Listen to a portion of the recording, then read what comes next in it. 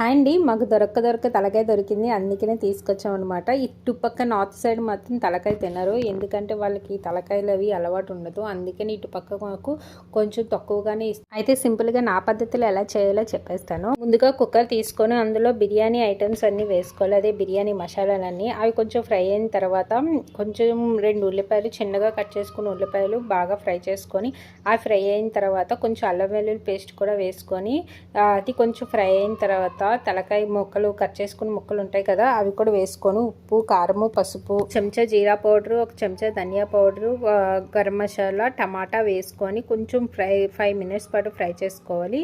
మూత పెట్టుకొని అది కొంచెం ఫ్రై అయిన తర్వాత కొంచెం ఆయిల్లోనే కాసేపు ఫ్రై చేసుకోవాలి, అప్పుడు కొంచెం టేస్టీగా ఉంటుంది. అది కొంచెం ఫ్రై అయిన తర్వాత కొంచెం వాటర్ కొంచెం క్వాంటిటీ ఎక్కువే వేసుకోండి, ముక్క మొలిగే వరకు, ఎందుకంటే ఉడకాలి కదా. ఒక 7-8 విజిల్స్ వచ్చే వరకు ఉంచితే పిల్లలు కూడా తినడానికి ఈజీగా ఉంటుంది, బాగా ఉడుకుతుంది. అది ఉడికి విజిల్ అయిపోయిన తర్వాత కొంచెం పుల్ల తీసుకొని అందులో వేసుకొని కాసేపు మరగబెట్టుకొని దించేయడమే, అంతే. చాలా సింపుల్, మీరు కూడా ట్రై చేయండి.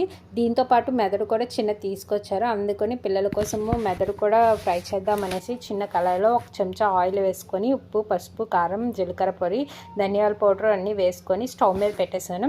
అది కూడా ఫ్రై చేశాను, 5 మినిట్స్లో అయిపోయింది, అంతే. చాలా సింపుల్, చాలా టేస్టీగా ఉంటుంది పిల్లలకు కూడా. ఇది కూర అయితే చాలా టేస్టీగా వచ్చింది, అంతే.